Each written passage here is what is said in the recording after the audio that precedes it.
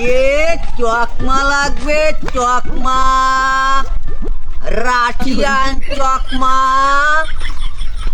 ইরাকের চকমা। যে কিনবেন চলে আসুন আমার সাইকেলের সামনে। কি হয়েছে ভাই?